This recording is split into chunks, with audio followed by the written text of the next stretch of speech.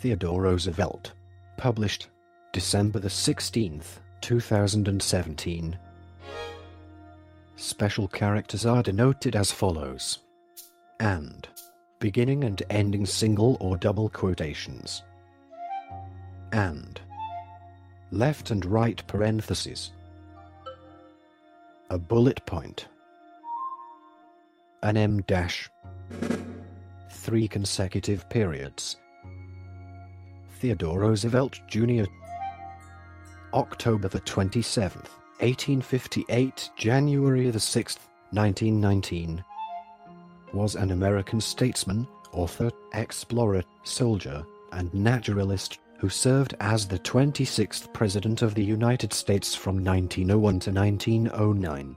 He also served as the 25th Vice President of the United States from March to September 1901 and as the 33rd Governor of New York from 1899 to 1900. As a leader of the Republican Party during this time, he became a driving force for the progressive era in the United States in the early 20th century. His face is depicted on Mount Rushmore, alongside those of George Washington, Thomas Jefferson, and Abraham Lincoln. Roosevelt was born a sickly child with debilitating asthma, but he successfully overcame his physical health problems by embracing a strenuous lifestyle. He integrated his exuberant personality, vast range of interests, and world-famous achievements into a cowboy persona defined by robust masculinity. Homeschooled, he began a lifelong naturalist avocation before attending Harvard College. His book, The Naval War of 1882, established his reputation as both a learned historian and as a popular writer. Upon entering politics, he became the leader of the Reform faction of Republicans in New York's state legislature. Following the near-simultaneous deaths of his wife and mother, he escaped to a cattle ranch in the Dakotas. Roosevelt served as Assistant Secretary of the Navy under President William McKinley, but resigned from that post to lead the Rough Riders during the Spanish-American War. Returning a war hero, he was elected governor of New York in 1898. After the death of Vice President Garret Hobart, the New York State Party leadership convinced McKinley to accept Roosevelt as his running mate in the 1900 election. Roosevelt campaigned vigorously and the McKinley-Roosevelt ticket won a landslide victory based on a platform of peace, prosperity, and conservatism. After taking office as vice president in March 1901, he became president at age 42 following McKinley's assassination that September, and remains the youngest person to become president. As a leader of the progressive movement, he championed his square deal domestic policies, promising the average citizen fairness, breaking of trusts, regulation of railroads, and pure food and drugs. Making conservation a top priority, he established many new national parks, forests, and monuments intended to preserve the nation's natural resources. In foreign policy, he focused on Central America, where he began construction of the Panama Canal. He expanded the Navy and sent the Great White Fleet on a world tour to project the United States naval power around the globe. His successful efforts to broker the end of the Russo-Japanese War won him the 1906 Nobel Peace Prize. He avoided the controversial tariff and money issues. Elected in 1904 to a full term, Roosevelt continued to promote progressive policies, but many of his efforts and much of his legislative agenda were eventually blocked in Congress. Roosevelt successfully groomed his close friend, William Howard Taft, and Taft won the 1908 presidential election to succeed him. In polls of historians and political scientists, Roosevelt is generally ranked as one of the 5 best presidents. Frustrated with Taft's conservatism, Roosevelt belatedly tried to win the 1912 Republican nomination. He failed, walked out, and founded a third party, the progressive, so-called Bull Moose Party, which called for wide-ranging progressive reforms. The split allowed the Democrats to win the White House. Following his election defeat, Roosevelt led a 2-year expedition to the Amazon basin, where he nearly died of tropical disease. During World War I, He criticized President Woodrow Wilson for keeping the country out of the war with Germany, and his offer to lead volunteers to France was rejected. Though he had considered running for president again in 1920, Roosevelt's health continued to deteriorate, and he died in 1919. Part 1. Early Life and Family. Theodore Roosevelt Jr. was born on October 27, 1858, at East 20th Street in New York City. He was the second of 4 children born to socialite Martha Stewart, Mittie Bullock, and businessman and philanthropist Theodore Roosevelt Sr. He had an older sister, Anna, nicknamed Bamie, a younger brother, Elliot, and a younger sister, Corinne. Elliot was later the father of First Lady Anna Eleanor Roosevelt, the wife of Theodore's distant cousin, President Franklin Delano Roosevelt. His paternal grandfather was of Dutch descent. His other ancestry included primarily Scottish and Scots-Irish, English, and smaller amounts of German, Welsh, and French. Theodore Sr. was the 5th son of businessman Cornelius Van Schaak, C.V.S. Roosevelt and Margaret Barnhill. Theodore's 4th cousin, James Roosevelt I, who was also a businessman, was the father of President Franklin Delano Roosevelt. Mittie was the younger daughter of Major James Stevens Bullock and Martha P. Patsy Stewart. Through the Van Schaaks, Roosevelt was a descendant of the Schuyler family.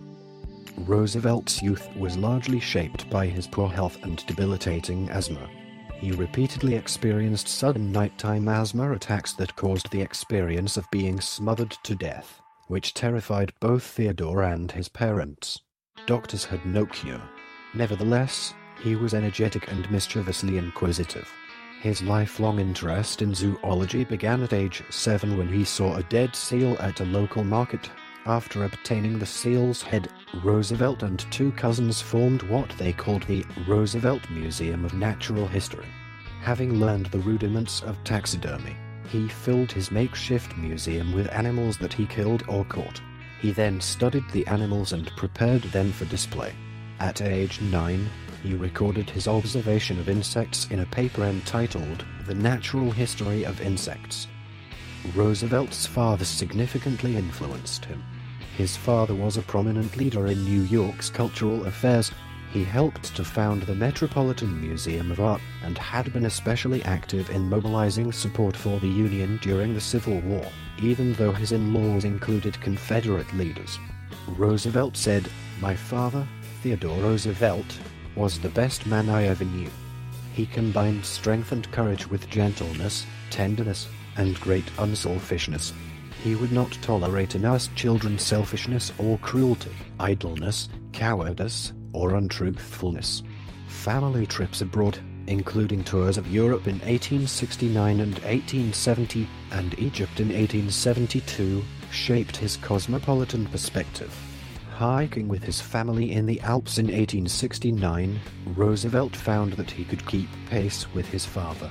He had discovered the significant benefits of physical exertion to minimize his asthma and bolster his spirits. Roosevelt began a heavy regime of exercise. After being manhandled by 2 older boys on a camping trip, he found a boxing coach to teach him to fight and strengthen his weakened body. Roosevelt was minimally religious. He grew up in the Dutch Reformed Church and gradually switched to attending his wife's Episcopalian church. Biographer Edmund Morris states, quote, "When consoling bereaved people, he would awkwardly invoke unseen and unknown powers. Aside from a few cliches of Protestant rhetoric, the gospel he preached had always been political and pragmatic. He was inspired less by the passion of Christ than by the golden rule that appealed to reason amounting, in his mind, to a worldly rather than heavenly law." Part 2. Education. Roosevelt was mostly homeschooled by tutors and his parents. Biographer H.W. Brands argued that the most obvious drawback to his homeschooling was uneven coverage of the various areas of human knowledge. He was solid in geography and bright in history, biology, French, and German. However, He struggled in mathematics and the classical languages. When he entered Harvard College on September 27, 1876, his father advised, "Take care of your morals first, your health next, and finally your studies." His father's sudden death on February 9, 1878, devastated Roosevelt, but he eventually recovered and doubled his activities. He did well in science, philosophy, and rhetoric courses but continued to struggle in Latin and Greek. He studied biology intently and was already an accomplished naturalist and a published ornithologist. He read prodigiously with an almost photographic memory. While at Harvard, Roosevelt participated in rowing and boxing. He was once runner-up in the Harvard boxing tournament. Roosevelt was a member of the Alpha Delta Phi Literary Society, the Delta Kappa Epsilon fraternity, and the prestigious Porcellian Club. He was also an editor of The Harvard Advocate. In 1880, Roosevelt graduated Phi Beta Kappa. 22nd of 177. From Harvard with an A.B. magna cum laude. Biographer Henry Pringle states, Roosevelt, attempting to analyze his college career and weigh the benefits he had received, felt that he had obtained little from Harvard. He had been depressed by the formalistic treatment of many subjects, by the rigidity, the attention to minutiae that were important in themselves, but which somehow were never linked up with the whole. After his father's death, Roosevelt had inherited $125,000, enough to live comfortably for the rest of his life. Roosevelt gave up his earlier plan of studying natural science and instead decided to attend Columbia Law School, moving back into his family's home in New York City. Roosevelt was an able law student, but he often found law to be irrational. He spent much of his time writing a book on the War of 1812. Determined to enter politics, Roosevelt began attending meetings at Morton Hall, the 59th Street headquarters of New York's 21st District Republican Association. Though Roosevelt's father had been a prominent member of the Republican Party, the younger Roosevelt made an unorthodox career choice for someone of his class, as most of Roosevelt's peers refrained from becoming too closely involved in politics.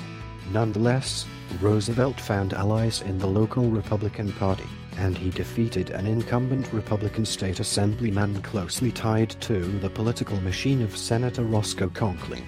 After his election victory, Roosevelt decided to drop out of law school, later saying, "I intended to be one of the governing class."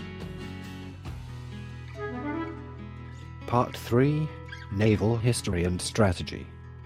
While at Harvard, Roosevelt began a systematic study of the role played by the young United States Navy in the War of 1812. Assisted by two uncles, he scrutinized original source materials and official U.S. Navy records. Roosevelt's carefully researched book, published in 1882, remains one of the most important scholarly studies of the war, complete with drawings of individual and combined ship maneuvers, charts depicting the differences in iron throw weights of cannon shot between rival forces, and analyses of the differences between British and American leadership down to the ship-to-ship level.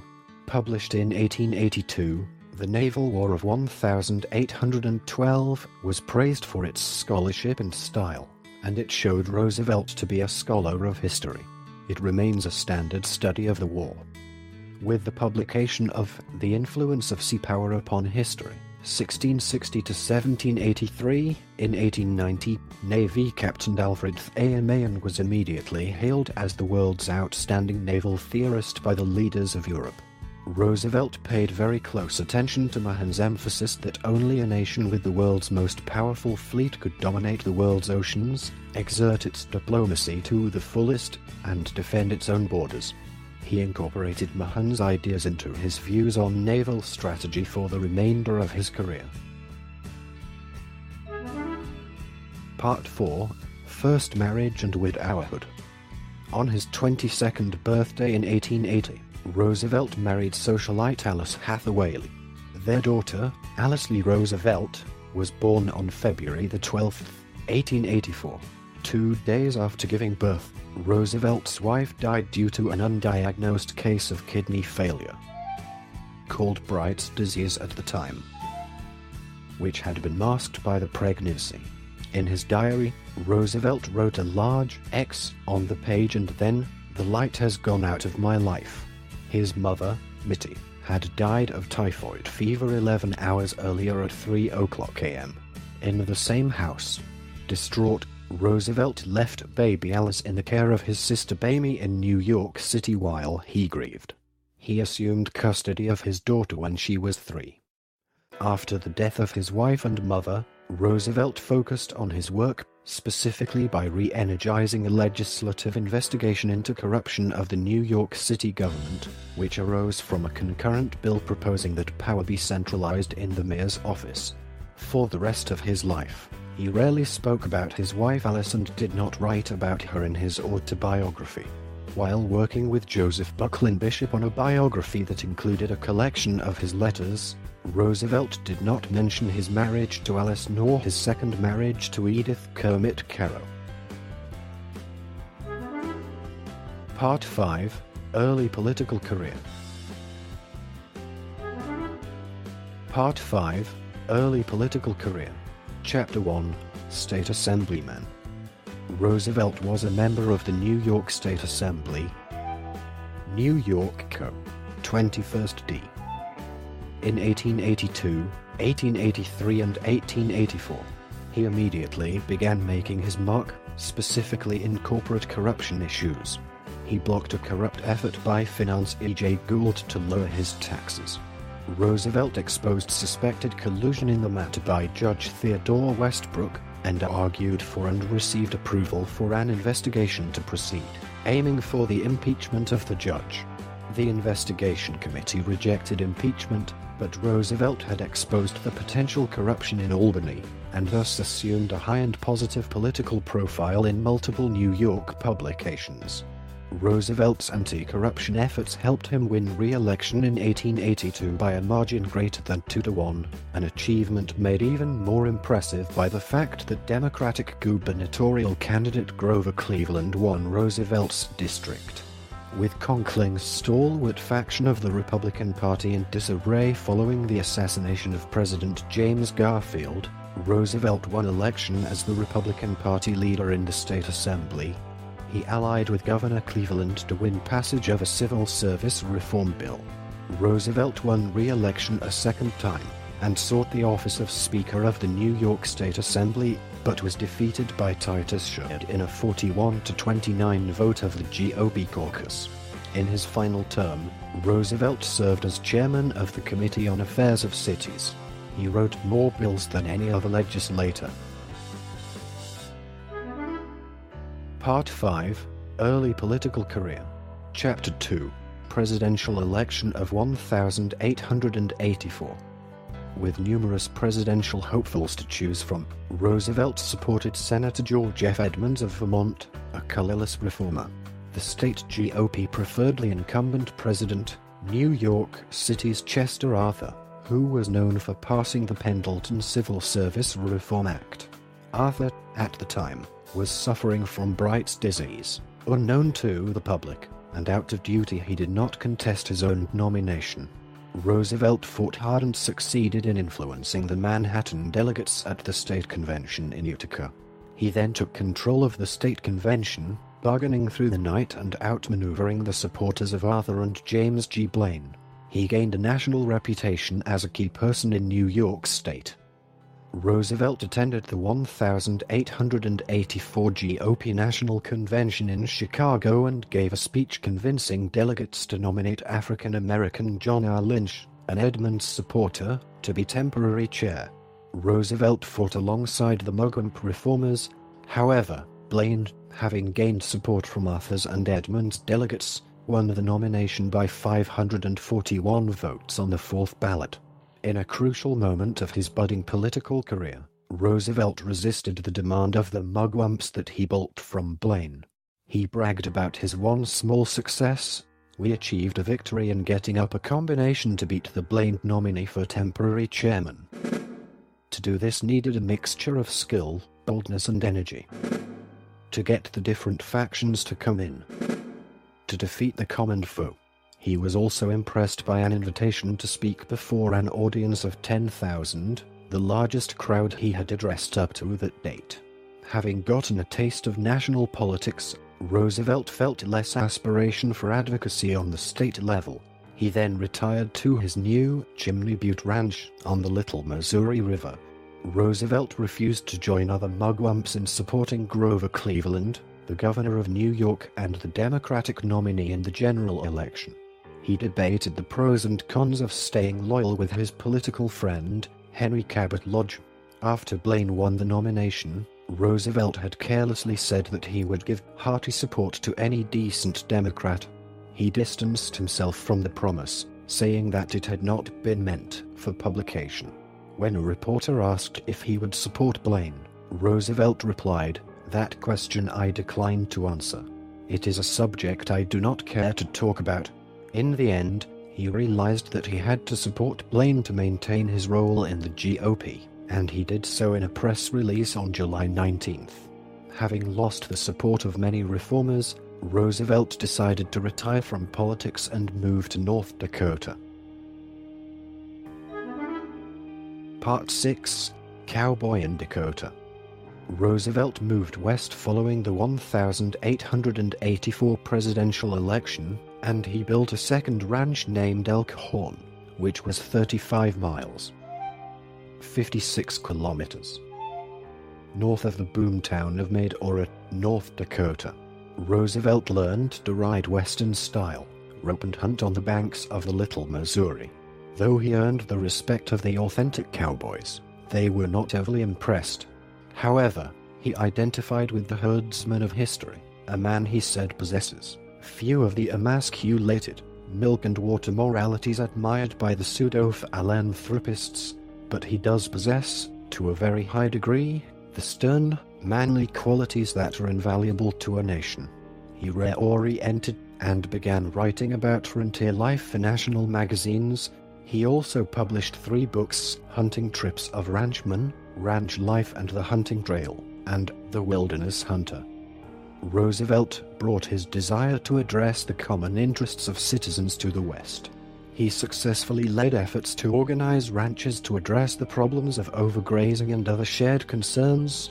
His work resulted in the formation of the Little Missouri Stock Means Association. He was also compelled to coordinate conservation efforts and was able to form the Boone and Crockett Club, whose primary goal was the conservation of large game animals and their habitats. After the uniquely severe U.S. winter of 1886–87 wiped out his herd of cattle and those of his competitors, and with it over half of his $80,000 investment, Roosevelt returned to the East. Though his finances suffered from the experience, Roosevelt's time in the West helped remove the stigma of an ineffectual intellectual that could have hampered his political career. Part 7. Second Marriage. On December 2nd, 1886, Roosevelt married his childhood and family friend, Edith Kermit Caro. Roosevelt was deeply troubled that his second marriage had taken place so soon after the death of his first wife, and he faced resistance from his sisters. Nonetheless, the couple married at St. George's, Hanover Square in London, England. The couple had 5 children: Theodore, Ted, the second I in 1887, Kermit in 1889, Ethel in 1891, Archibald in 1894, and Quentin in 1897. The couple also raised Roosevelt's daughter from his first marriage, Alice, who often clashed with her stepmother. Part 8. Re-entering public life. Upon Roosevelt's return to New York in 1886, Republican leaders quickly approached him about running for mayor of New York City. Roosevelt accepted the nomination despite having little hope of winning the race against United Labor Party candidate Henry George and Democratic candidate Abram Hewitt. Roosevelt campaigned hard for the position, but Hewitt won with 41%. 90,552 votes, taking the votes of many Republicans who feared George's radical policies. George was held to 31%. 68,110 votes. And Roosevelt took third place with 27%, 60,435 votes.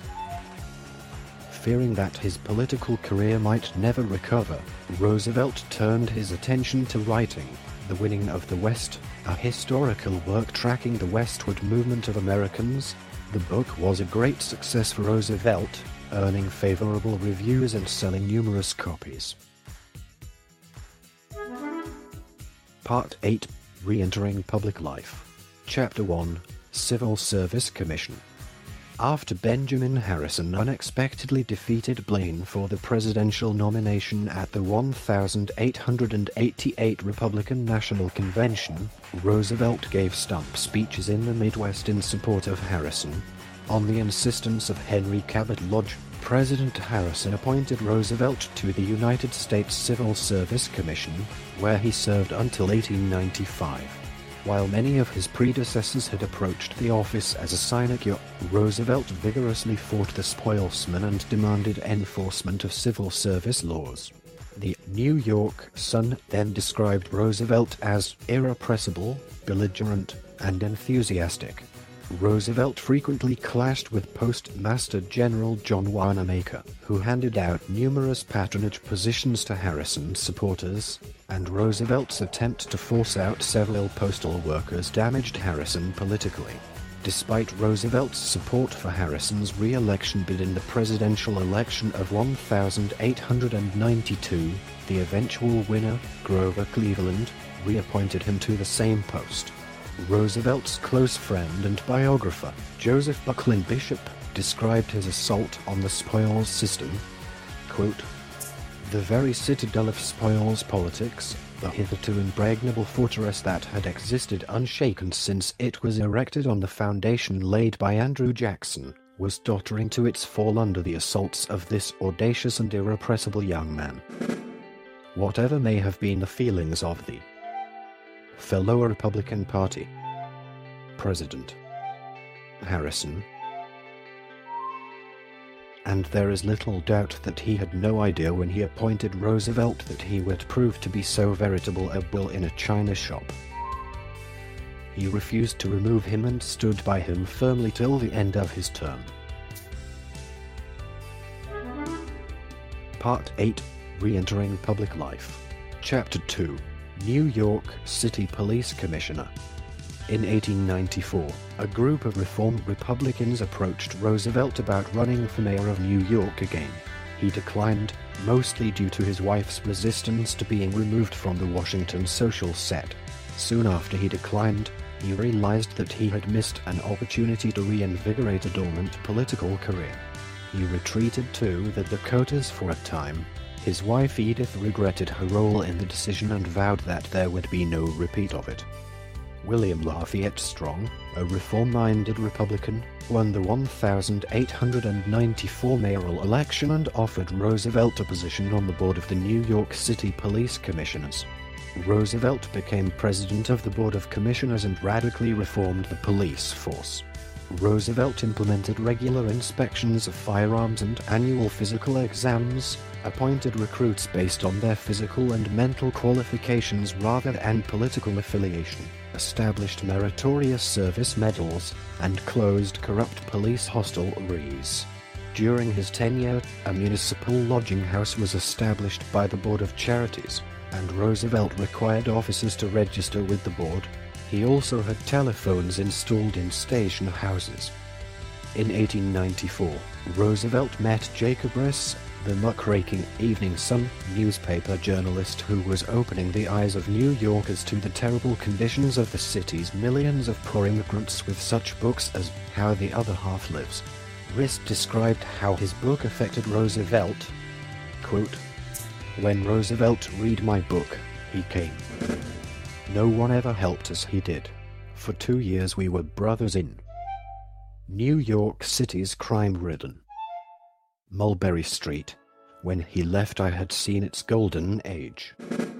There is very little ease where Theodore Roosevelt leads, as we all of us found out.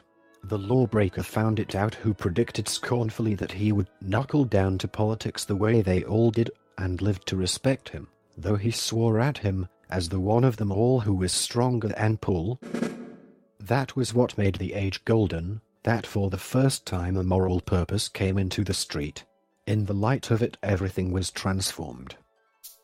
Roosevelt made a habit of walking officers' beats late at night and early in the morning to make sure that they were on duty. He made a concerted effort to uniformly enforce New York's Sunday closing law. In this, he ran up against Boss Tom Platt as well as Tammany Hall. He was notified that the police commission was being legislated out of existence. Roosevelt chose to defer rather than split with his party. As governor of New York State, he would later sign an act replacing the police commission with a single police commissioner. Part 9. Emergence as a national figure. Part 9. Emergence as a national figure. Chapter 1. Assistant Secretary of the Navy. In the 1896 presidential election, Roosevelt backed Speaker of the House Thomas Brackett Reed for the Republican nomination, but William McKinley won the nomination and defeated William Jennings Bryan in the general election. Roosevelt opposed Bryan's free silver platform, viewing many of Bryan's followers as dangerous fanatics, and Roosevelt gave campaign speeches for McKinley. Urged by Congressman Henry Cabot Lodge, President McKinley appointed Roosevelt as the Assistant Secretary of the Navy in 1897. Secretary of the Navy John D. Long was more concerned about formalities than functions, was in poor health, and left many major decisions to Roosevelt. Influenced by Alfred A. Mahan, Roosevelt called for a build-up in the country's naval strength, particularly the construction of battleships. Roosevelt also began pressing his national security views regarding the Pacific and the Caribbean on McKinley, and was particularly adamant that Spain be ejected from Cuba. He explained his priorities to one of the Navy's planners in late 1897. Quote, "I would regard war with Spain from two viewpoints. First, the advisability on the grounds both of humanity and self-interest of interfering on behalf of the Cubans, and of taking one more step toward the complete freeing of America from European dominion. Second, the benefit done our people by giving them something to think of which is not material gain, and especially the benefit done our military forces by trying both the Navy and Army in actual practice." On February the 15th, 1898, the Maine exploded in the harbor of Havana, Cuba, killing hundreds of crew members. While Roosevelt and many other Americans blamed Spain for the explosion, McKinley sought a diplomatic solution. Without approval from Long or McKinley, Roosevelt sent out orders to several naval vessels, directing them to prepare for war. George Dewey, who had received an appointment to lead the Asiatic Squadron with the backing of Roosevelt, later credited his victory at the Battle of Manila Bay to Roosevelt's orders.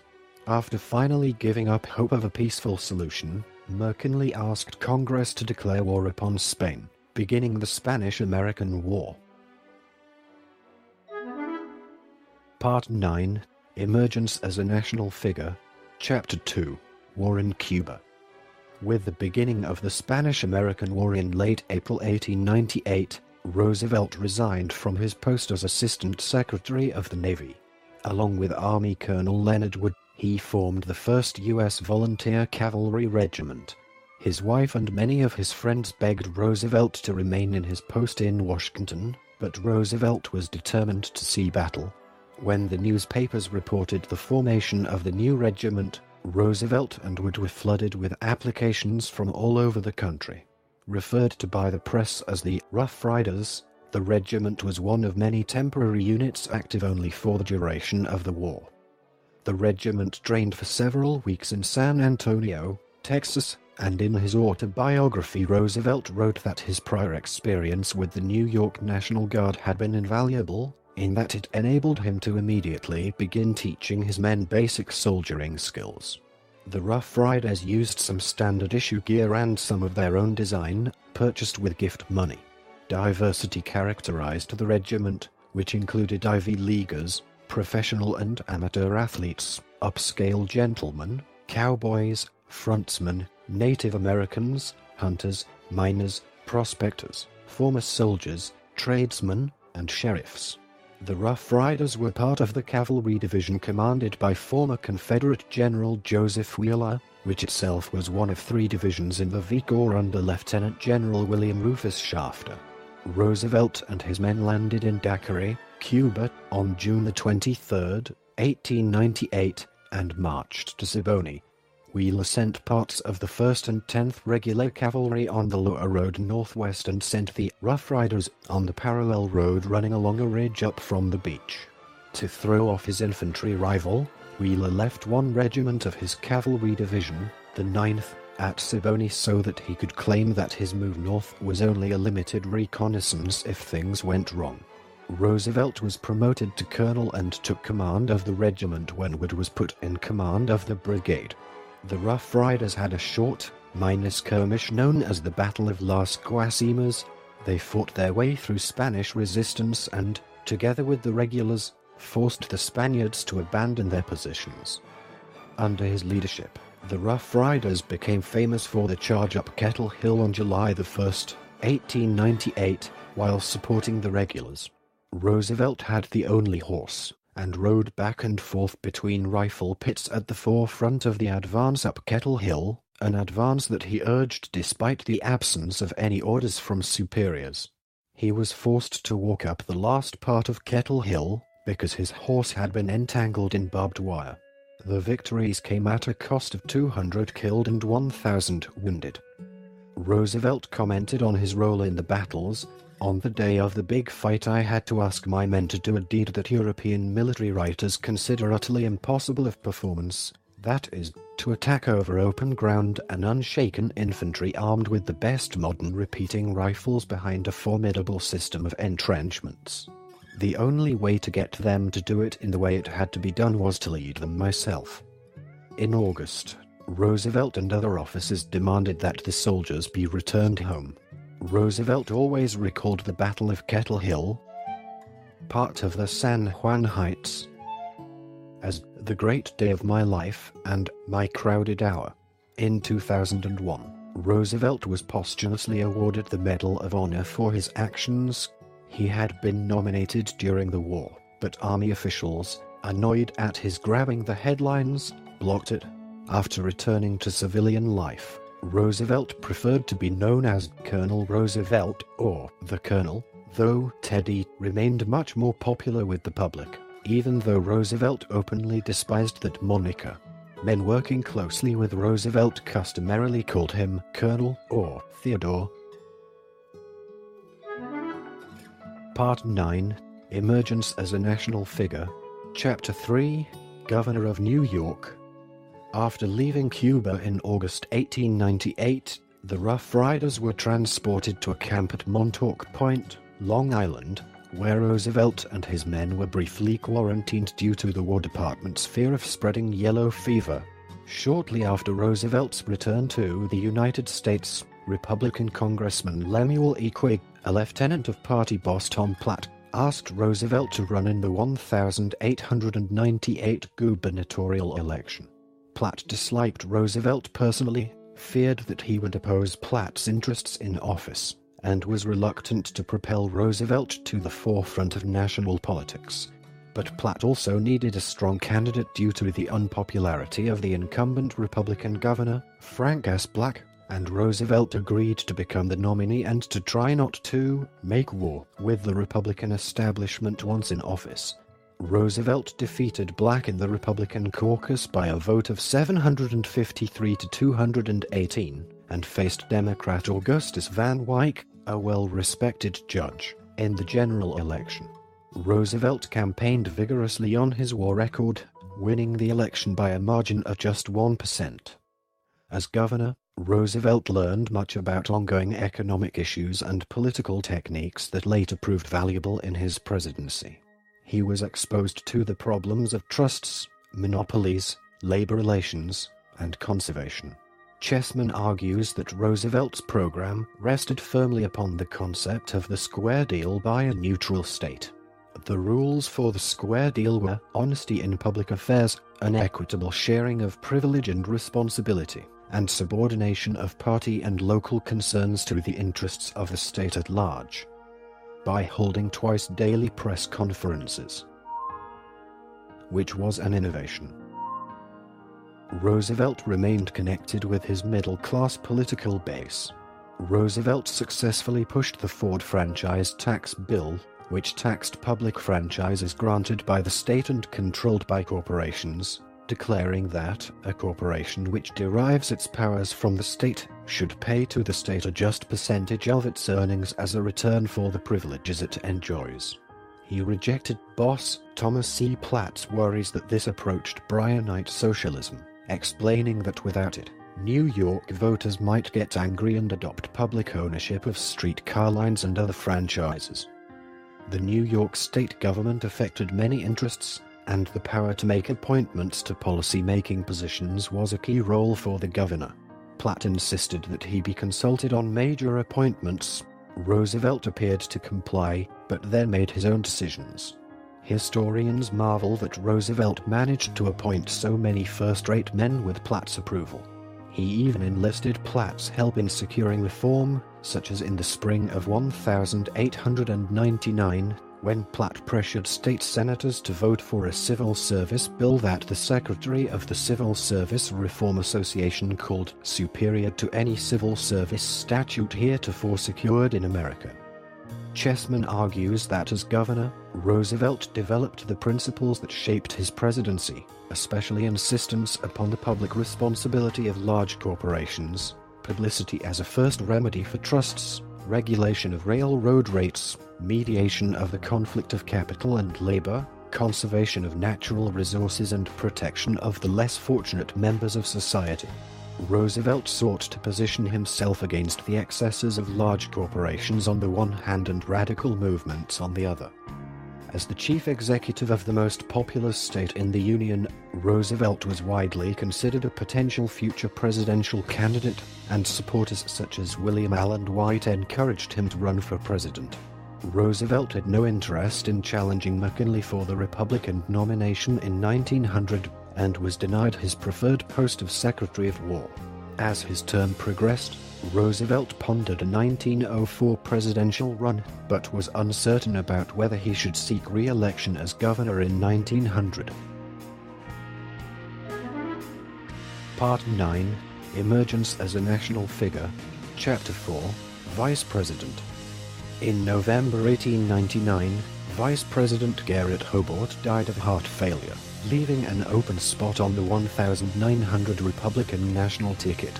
Though Henry Cabot Lodge and others urged him to run for vice president in 1900, Roosevelt was reluctant to take the powerless position and issued a public statement saying that he would not accept the nomination. Additionally, Roosevelt was informed by President McKinley and campaign manager Mark Hanna that he was not being considered for the role of vice president due to his actions prior to the Spanish-American War. Eager to be rid of Roosevelt, Platt nonetheless began a newspaper campaign in favor of Roosevelt's nomination for the vice presidency. Roosevelt attended the 1900 Republican National Convention as a state delegate and struck a bargain with Platt. Roosevelt would accept the nomination if the convention offered it to him, but would otherwise serve another term as governor. Platt asked Pennsylvania party boss Matthew Key to lead the campaign for Roosevelt's nomination, and Key outmaneuvered Hanna at the convention to put Roosevelt on the ticket. Roosevelt won the nomination unanimously.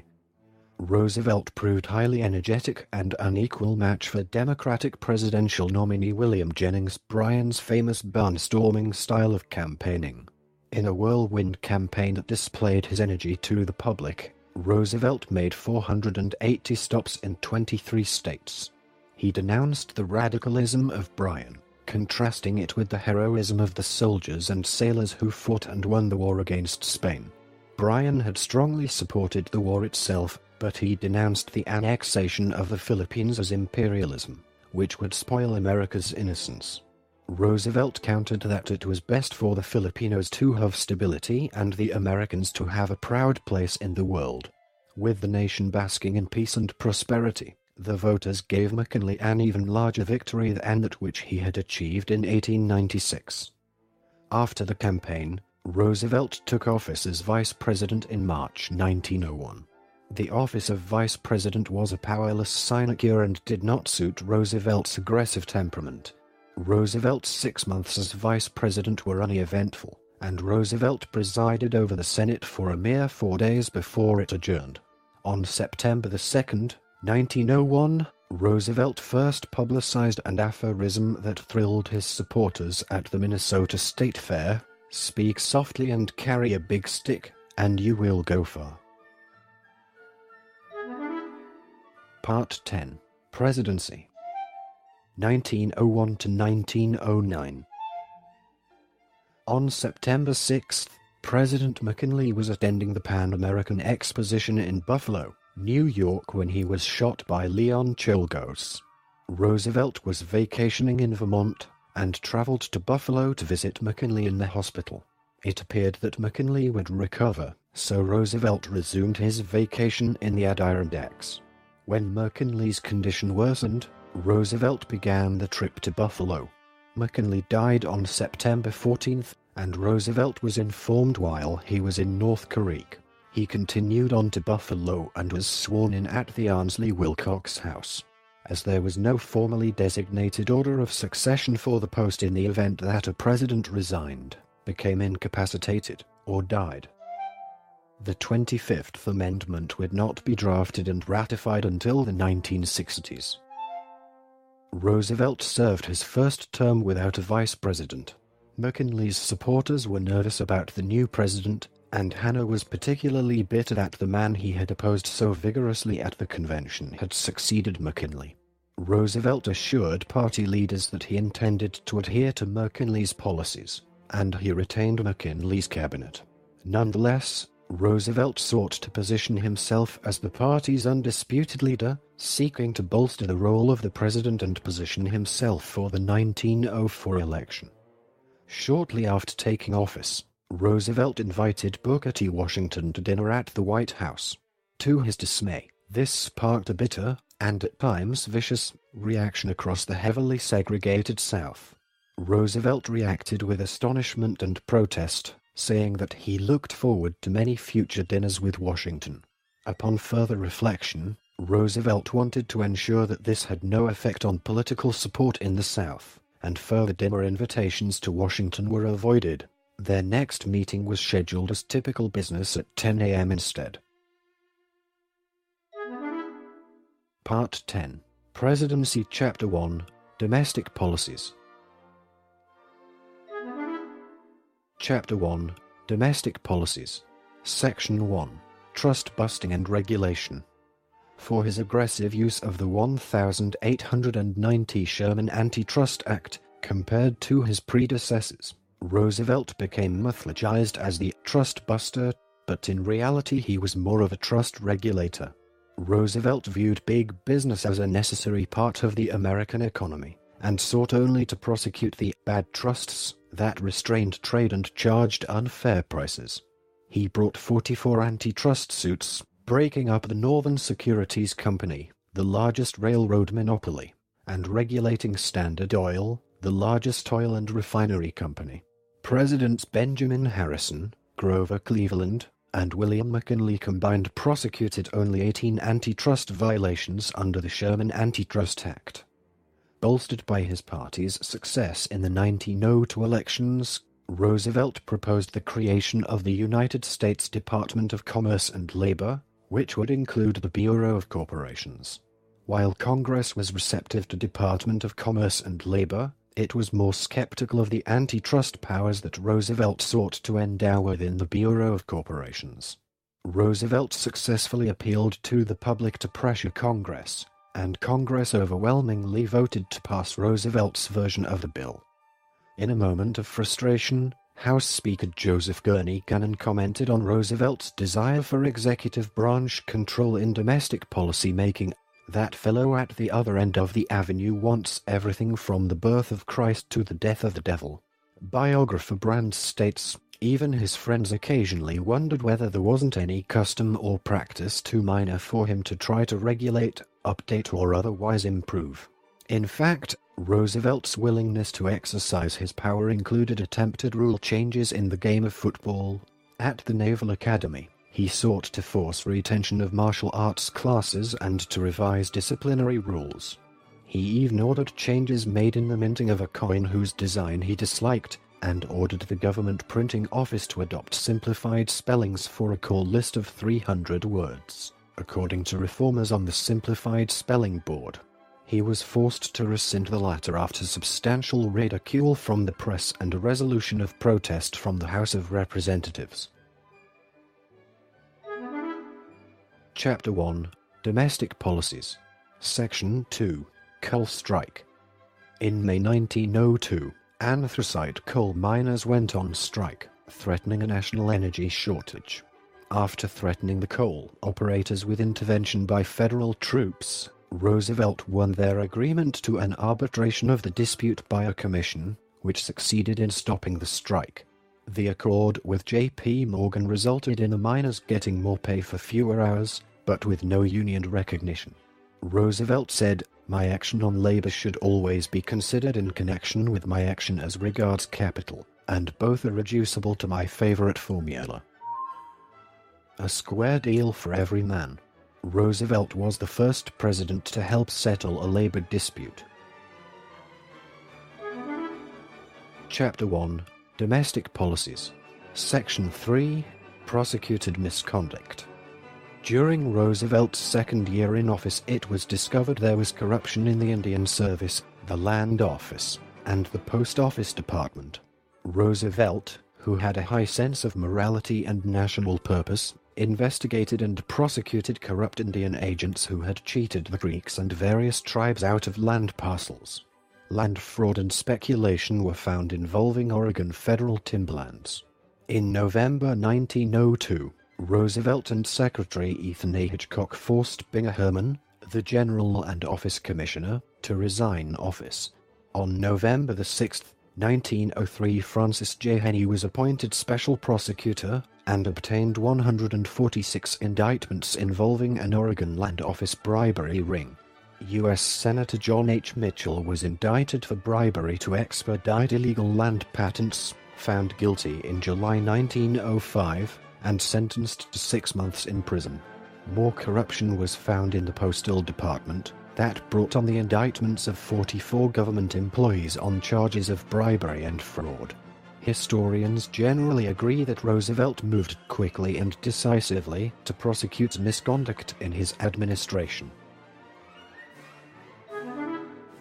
Chapter 1. Domestic Policies. Section 4. Railroads. Merchants complained that some railroad rates were too high. In the 1906 Hepburn Act, Roosevelt sought to give the Interstate Commerce Commission the power to regulate rates, but the Senate, led by conservative Nelson Aldrich, fought back. Roosevelt worked with the Democratic Senator Benjamin Tillman to pass the bill. Roosevelt and Aldrich ultimately reached a compromise that gave the ICC the power to replace existing rates with just and reasonable maximum rates, but allowed railroads to appeal to the federal courts on what was reasonable. In addition to rate setting, the Hepburn Act also granted the ICC regulatory power over pipeline fees, storage contracts, and several other aspects of railroad operations. Chapter 1. Domestic Policies. Section 5. Pure Food and Drugs. Roosevelt responded to public anger over the abuses in the food packing industry by pushing Congress to pass the Meat Inspection Act of 1906 and the Pure Food and Drug Act. Though conservatives initially opposed the bill, Upton Sinclair's The Jungle, published in 1906, helped galvanize support for reform. The Meat Inspection Act of 1906 banned misleading labels and preservatives that contained harmful chemicals. The Pure Food and Drug Act banned food and drugs that were impure or falsely labeled from being made, sold, and shipped. Roosevelt also served as honorary president of the American School Hygiene Association from 1907 to 1908, and in 1909 he convened the first White House Conference on the Care of Dependent Children. Chapter 1. Domestic Policies. Section 6. Conservation. Of all Roosevelt's achievements, he was proudest of his work in conservation of natural resources and extending federal protection to land and wildlife.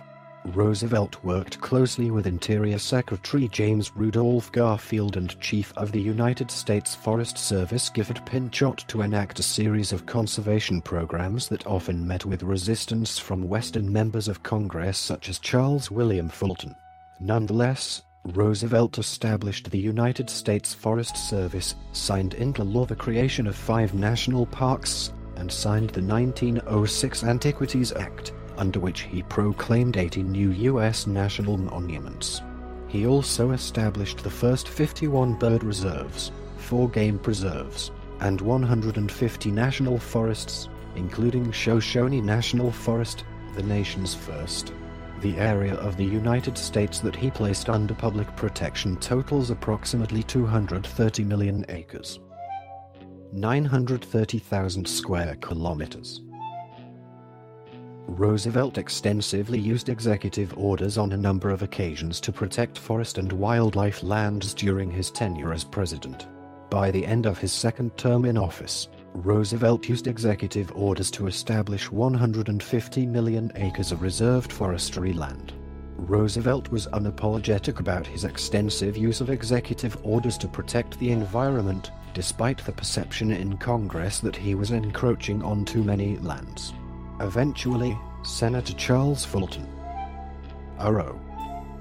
attached an amendment to an agricultural appropriations bill that effectively prevented the president from reserving any further land. Before signing that bill into law, Roosevelt used executive orders to establish an additional 21 forest reserves, waiting until the last minute to sign the bill into law. In total, Roosevelt used executive orders to establish 121 forest reserves in 31 states. Prior to Roosevelt, only one president had issued over 200 executive orders, Grover Cleveland. 253. The first 25 presidents issued a total of 1,262 executive orders. Roosevelt issued 1,081. Part 10. Presidency Chapter 2. Foreign Policy. In the late 1890s, Roosevelt had been an ardent imperialist, and he vigorously defended the permanent acquisition of the Philippines in the 1900 election campaign. After the rebellion ended in 1901, he largely lost interest in the Philippines and Asian expansion in general, despite the contradictory opinion of his Secretary of War, William Howard Taft. As president, he primarily focused the nation's overseas ambitions on the Caribbean, especially locations that had a bearing on the defense of his pet project, the Panama Canal. Roosevelt also increased the size of the Navy, and by the end of his second term the United States had more battleships than any other country besides Britain. Following the Spanish-American War, Roosevelt believed that the United States had emerged as a world power, and he sought ways to assert America's newly eminent position abroad. In 1905, Roosevelt offered to mediate a treaty to end the Russo-Japanese War. The parties agreed to meet in Portsmouth, New Hampshire, and they resolved the final conflict over the division of Sakhalin. Russia took the northern half, and Japan the south. Japan also dropped its demand for an indemnity. Roosevelt won the Nobel Peace Prize for his successful efforts in bringing about the Treaty of Portsmouth. George E. Maury concludes that Roosevelt handled the arbitration well, doing an excellent job of balancing Russian and Japanese power in the Orient, where the supremacy of either constituted a threat to growing America. Roosevelt also played a major role in mediating the first Moroccan crisis by calling the Algeciras Conference, which averted a war between France and Germany. Roosevelt's presidency saw the strengthening of ties with Great Britain. The Great Rapprochement had begun with British support of the United States during the Spanish-American War, and it continued as Britain withdrew its fleet from the Caribbean in favor of focusing on the rising German naval threat.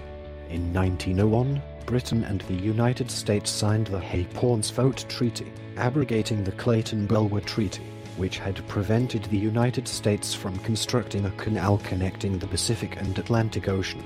The long-standing Alaska boundary dispute was settled on terms favorable to the United States, as Great Britain was unwilling to alienate the United States over what it considered to be a secondary issue. As Roosevelt later put it, the resolution of the Alaskan boundary dispute settled the last serious trouble between the British Empire and ourselves. The Gentleman's Agreement of 1907 resolved unpleasant racial tensions with Japan. Tokyo was angered over the segregation of Japanese children in San Francisco schools. The tensions were ended, but Japan also agreed not to allow unskilled workers to emigrate to the U.S. Chapter 2. Foreign Policy. Section 1. Latin America and Panama Canal. In December 1902, the Germans, British, and Italians sought to impose a naval blockade against Venezuela in order to force the repayment of delinquent loans.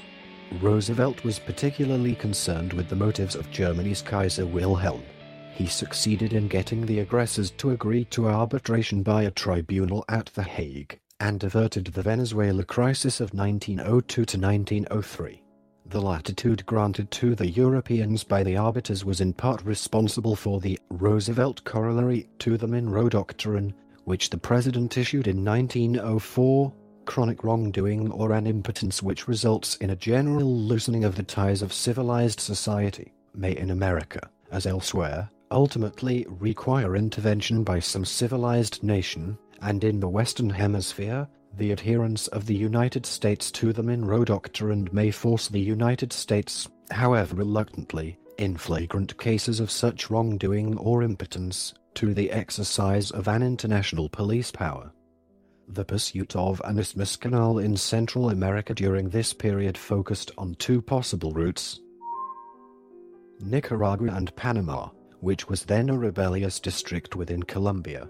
Roosevelt convinced Congress to approve the Panamanian alternative, and a treaty was approved, only to be rejected by the Colombian government. When the Panamanians learned of this, a rebellion followed, was supported by Roosevelt, and succeeded. A treaty with the new Panama government for construction of the canal was then reached in 1903. Roosevelt received criticism for paying the bankrupt Panama Canal Company and the new Panama Canal Company $40 million for the rights and equipment to build the canal. Critics charged that an American investor syndicate allegedly divided the large payment among themselves. There was also controversy over whether a French company engineer influenced Roosevelt in choosing the Panama route for the canal over the Nicaragua route. Roosevelt denied charges of corruption concerning the canal in a January 8, 1906 message to Congress.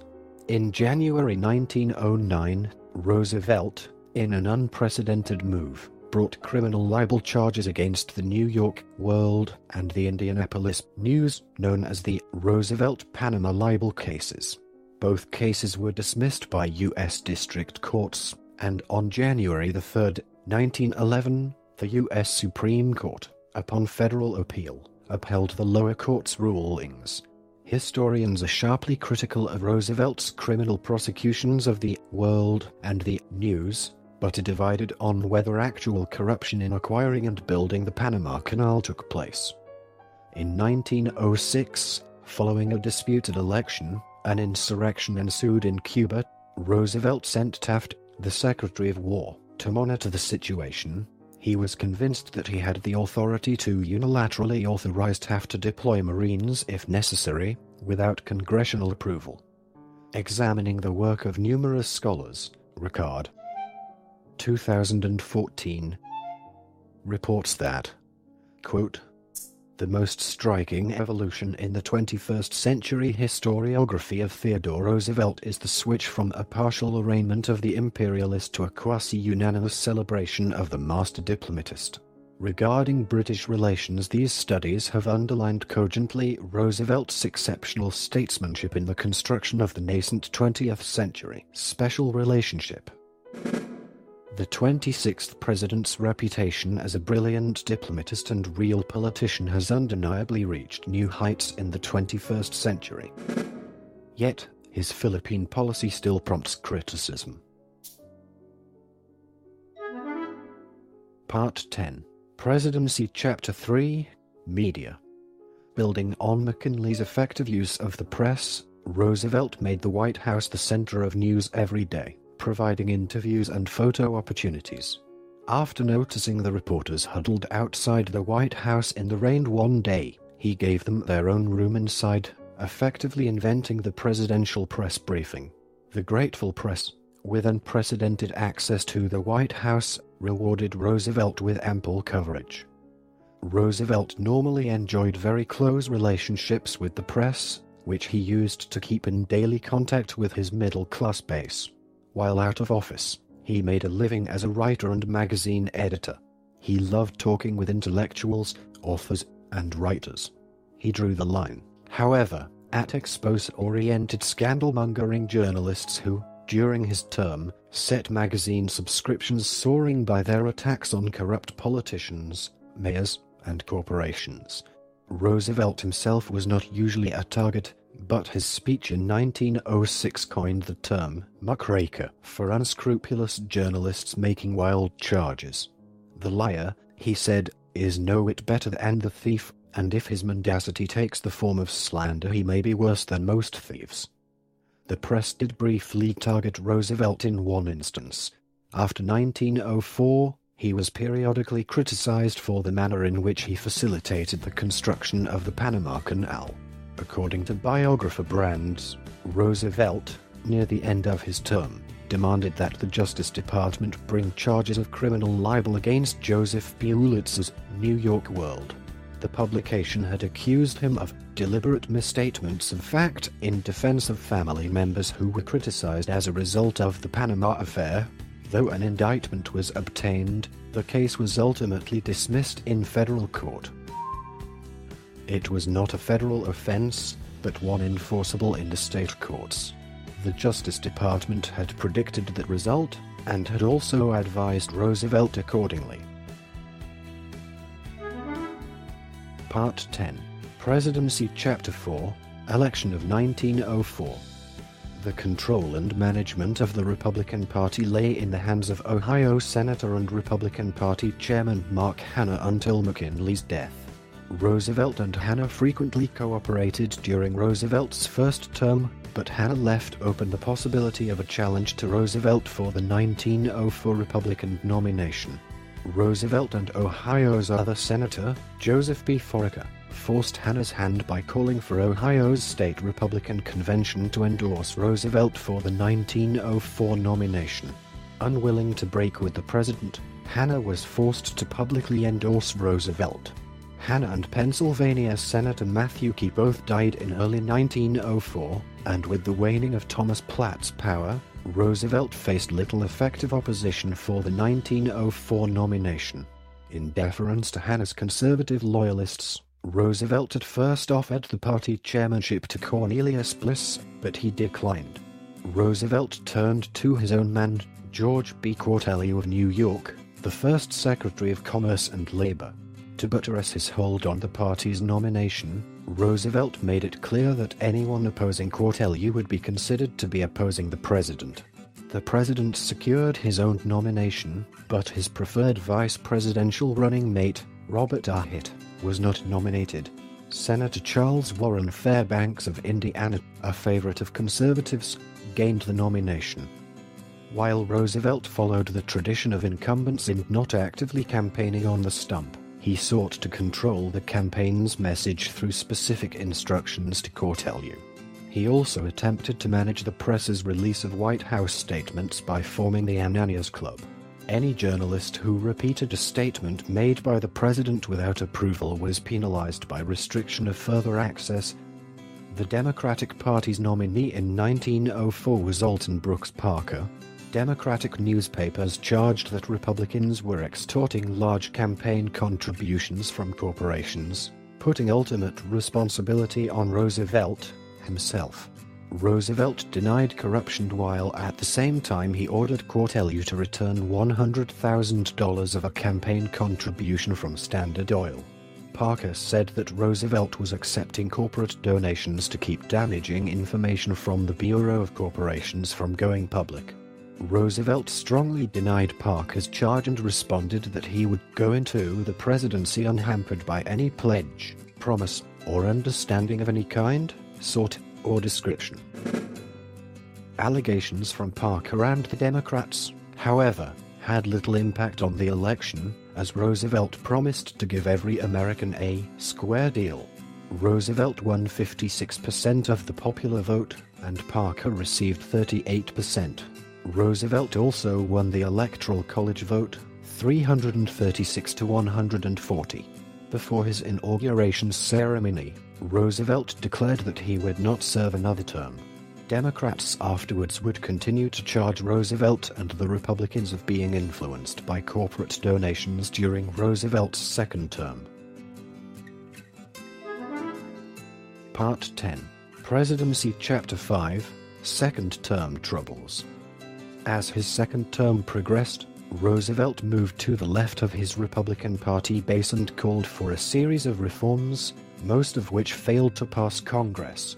Roosevelt's influence waned as he approached the end of his second term, as his promise to forego a third term made him a lame duck, and his concentration of power provoked a backlash from many congressmen. He sought a national incorporation law. At a time when all corporations had state charters, called for a federal income tax. Despite the Supreme Court's ruling in Pollock v. Farmers Loan and Trust Co. and an inheritance tax. In the area of labor legislation, Roosevelt called for limits on the use of court injunctions against labor unions during strikes. Injunctions were a powerful weapon that mostly helped business. He wanted an employee liability law for industrial injuries, preempting state laws, and an 8-hour workday for federal employees. In other areas, he also sought a postal savings system to provide competition for local banks, and he asked for campaign reform laws. The election of 1904 continued to be a source of contention between Republicans and Democrats. A congressional investigation in 1905 revealed that corporate executives donated tens of thousands of dollars in 1904 to the Republican National Committee. In 1908, a month before the general presidential election, Governor Charles N. Haskell of Oklahoma, former Democratic treasurer, said that senators beholden to Standard Oil lobbied Roosevelt, in the summer of 1904, to authorize the leasing of Indian oil lands by Standard Oil subsidiaries. He said Roosevelt overruled his Secretary of Interior Ethan A. Hitchcock and granted a pipeline franchise to run through the Osage lands to the Prairie Oil and Gas Company. The New York Sun made a similar accusation and said that Standard Oil, a refinery who financially benefited from the pipeline, had contributed $150,000 to the Republicans in 1904 after Roosevelt's alleged reversal allowing the pipeline franchise. Roosevelt branded Haskell's allegation as a lie, pure and simple, and obtained a denial from Shaw that Roosevelt had neither coerced Shaw nor overruled him. Part 11, Post-Presidency. Part 11, Post-Presidency. Chapter 1, Election of 1908. Roosevelt enjoyed being president and was still relatively youthful, but felt that a limited number of terms provided a check against dictatorship. Roosevelt ultimately decided to stick to his 1904 pledge not to run for a third term. He personally favored Secretary of State Elihu Root as his successor, but Root's ill health made him an unsuitable candidate. New York Governor Charles Evans Hughes loomed as potentially strong candidate and shared Roosevelt's progressivism, but Roosevelt disliked him and considered him to be too independent. Instead, Roosevelt settled on his Secretary of War, William Howard Taft, who had ably served under Presidents Harrison, McKinley, and Roosevelt in various positions. Roosevelt and Taft had been friends since 1890, and Taft had consistently supported President Roosevelt's policies. Roosevelt was determined to install the successor of his choice, and wrote the following to Taft: "Dear Will, do you want any action about those federal officials? I will break their necks with the utmost cheerfulness if you say the word." Just weeks later he branded as false and malicious. The charge was that he was using the officers at his disposal to favor Taft. At the 1908 Republican Convention, many chanted for 4 years more of a Roosevelt presidency, but Taft won the nomination after Henry Cabot Lodge made it clear that Roosevelt was not interested in a third term. In the 1908 election, Taft easily defeated the Democratic nominee, three-time candidate William Jennings Bryan. Taft promoted a progressivism that stressed the rule of law. He preferred that judges rather than administrators or politicians make the basic decisions about fairness. Taft usually proved to be a less adroit politician than Roosevelt and lacked the energy and personal magnetism, along with the publicity devices, the dedicated supporters, and the broad base of public support that made Roosevelt so formidable. When Roosevelt realized that lowering the tariff would risk creating severe tensions inside the Republican Party by pitting producers, manufacturers and farmers against merchants and consumers, he stopped talking about the issue. Taft ignored the risks and tackled the tariff boldly, encouraging reformers to fight for lower rates, and then cutting deals with conservative leaders that kept overall rates high. The resulting Payne-Aldrich Tariff of 1909, signed into law early in President Taft's tenure, was too high for most reformers, and Taft's handling of the tariff alienated all sides. While the crisis was building inside the party, Roosevelt was touring Africa and Europe to allow Taft to be his own man. Part 11, Post-Presidency. Chapter 2, Africa and Europe. 1909 to 1910. In March 1909, shortly after the end of his presidency, Roosevelt left New York for the Smithsonian Roosevelt African Expedition, a safari in East and Central Africa. Roosevelt's party landed in Mombasa, British East Africa, now Kenya, and traveled to the Belgian Congo, now Democratic Republic of the Congo, before following the Nile to Khartoum in modern Sudan. Financed by Andrew Carnegie and by his own writings, Roosevelt's party hunted for specimens for the Smithsonian Institution and for the American Museum of Natural History in New York. The group, led by the legendary hunter-tracker R.J. Cunningham, included scientists from the Smithsonian, and was joined from time to time by Frederick Selous, the famous big game hunter and explorer. The participants on the expedition included Kermit Roosevelt, Edgar Alexander Mearns, Edmund Heller, and John Alden Loring. Roosevelt and his companions killed or trapped approximately 11,400 animals, from insects and moles to hippopotamuses and elephants. The 1,000 large animals included 512 big game animals, including 6 rare white rhinos. Tons of salted animals and their skins were shipped to Washington.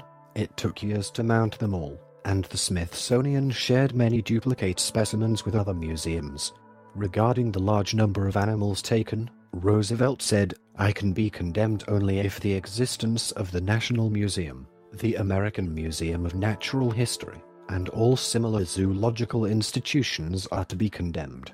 He wrote a detailed account of the safari in the book African Game Trails, recounting the excitement of the chase, the people he met, and the flora and fauna he collected in the name of science. After his safari, Roosevelt traveled north to embark on a tour of Europe. Stopping first in Egypt, he commented favorably on British rule of the region, giving his opinion that Egypt was not yet ready for independence, paralleling his views about the Philippines.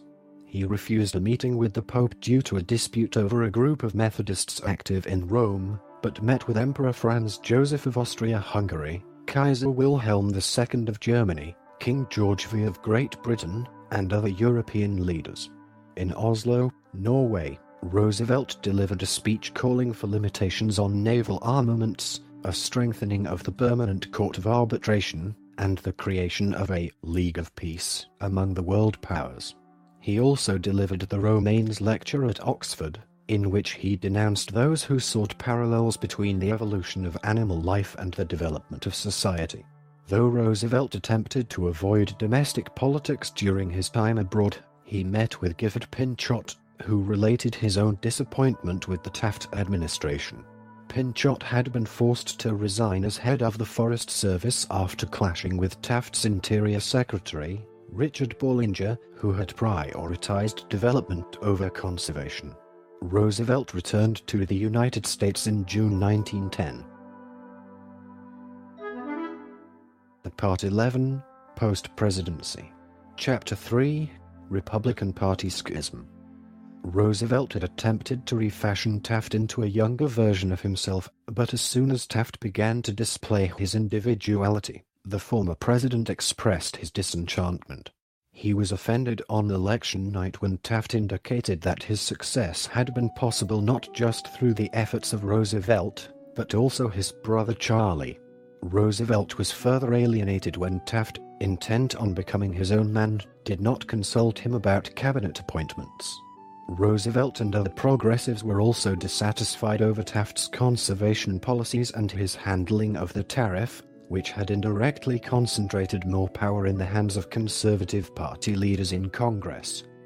Returning from Europe, Roosevelt urged progressives to take control of the Republican Party at the state and local level, and to avoid splitting the party in a way that would hand the presidency to the Democrats in 1912. Additionally, Roosevelt expressed optimism about the Taft administration after meeting with the president in the White House in June 1910. In August 1910, Roosevelt gave a notable speech at Osawatomie, Kansas, which was the most radical of his career and initiated his public break with the Taft administration and the conservative Republicans. Advocating a program of neonationalism, Roosevelt emphasized the priority of labor over capital interests, a need to more effectively control corporate creation and combination, and proposed a ban on corporate political contributions. Returning to New York, Roosevelt began a battle to take control of the state Republican Party from William Barnes, Jr., Tom Platt's successor as the state party boss. Taft had pledged his support to Roosevelt in this endeavor, and Roosevelt was outraged when Taft's support failed to materialize at the 1910 state convention. Roosevelt nonetheless campaigned for the Republicans in the 1910 elections, which saw the Democrats gain control of the House for the first time since the 1890s. Among the newly elected Democrats was New York State Senator Franklin Delano Roosevelt, who argued that he represented his cousin's policies better than his Republican opponent. The Republican progressives interpreted the 1910 defeats as compelling argument for the complete reorganization of the party in 1911. Senator Robert M. La Follette Sr. of Wisconsin joined with Pinchot, William White, and California Governor Hiram Johnson to create the National Progressive Republican League. Their objectives were to defeat the power of political bosseism at the state level and to replace Taft at the national level. Despite skepticism of La Follette's new league, Roosevelt expressed general support for progressive principles. Between January and April 1911, Roosevelt wrote a series of articles for The Outlook, defending what he called the great movement of our day, the progressive nationalist movement against special privilege, and in favor of an honest and efficient political and industrial democracy. With Roosevelt apparently uninterested in running in 1912, La Follette declared his own candidacy in June 1911. Roosevelt continually criticized Taft after the 1910 elections, and the break between the two men became final after the Justice Department filed an antitrust lawsuit against U.S. Steel in September 1911. Roosevelt was humiliated by this suit because he had personally approved of an acquisition that the Justice Department was now challenging. However, Roosevelt was still unwilling to run against Taft in 1912. He instead hoped to run in 1916 against whichever Democrat beat Taft in 1912. Part 11, Post-Presidency. Chapter 4, Election of 1912. Chapter 4, Election of 1912. Section 1. Republican Primaries and Convention.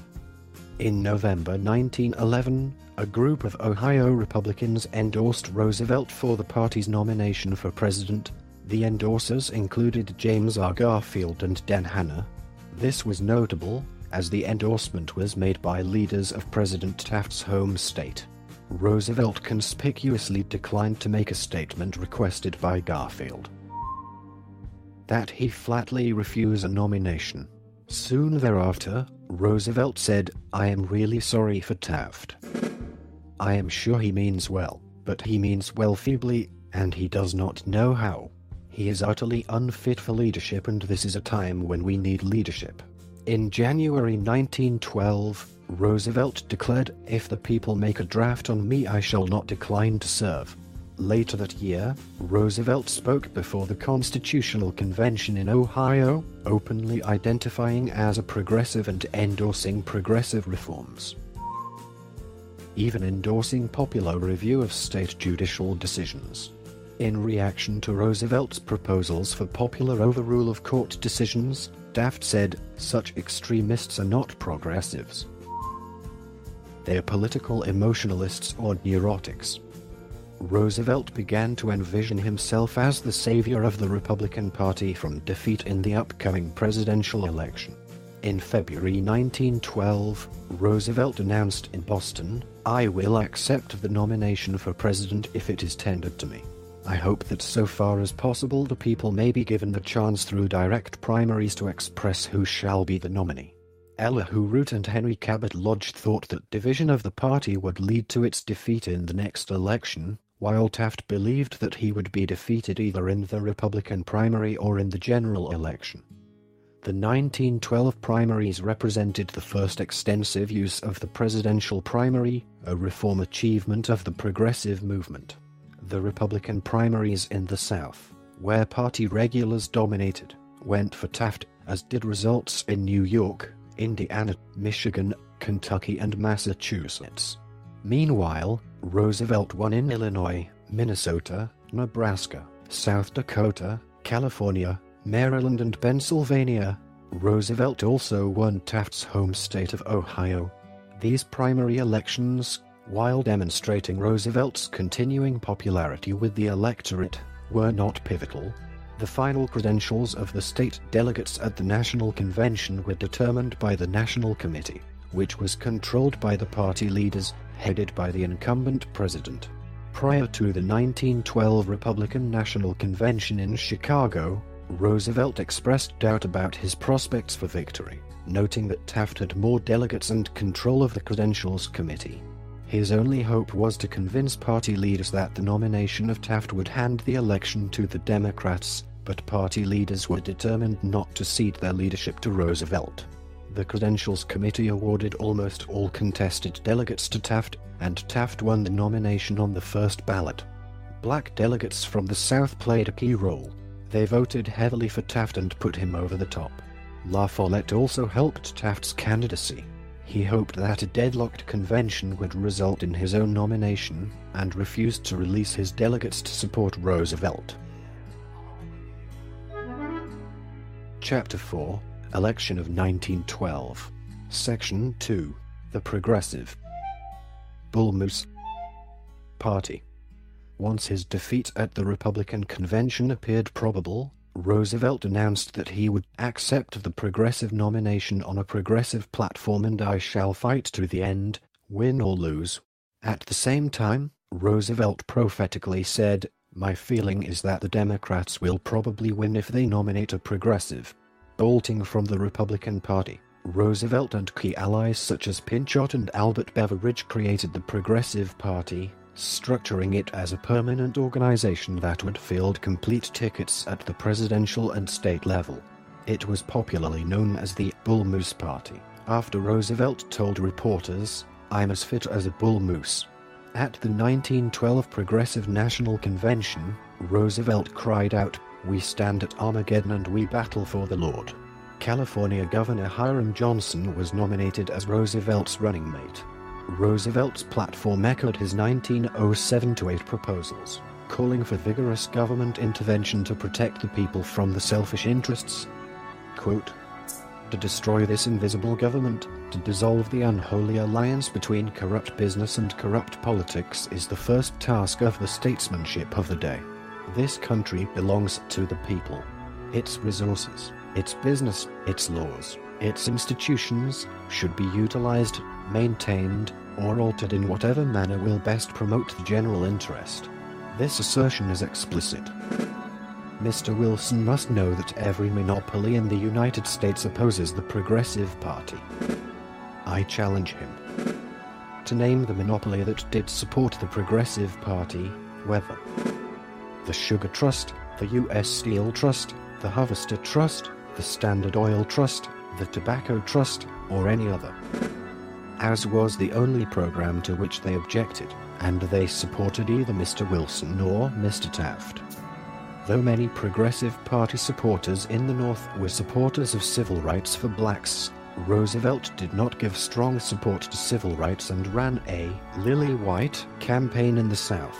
Rival all-white and all-black delegations from 4 southern states arrived at the Progressive National Convention, and Roosevelt decided to seat the all-white delegations.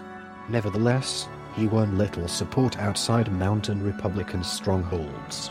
Out of nearly 1,100 counties in the South, Roosevelt won 2 counties in Alabama, 1 in Arkansas, 7 in North Carolina, 3 in Georgia, 17 in Tennessee, 2 in Texas, 1 in Virginia, and none in Florida, Louisiana, Mississippi, or South Carolina.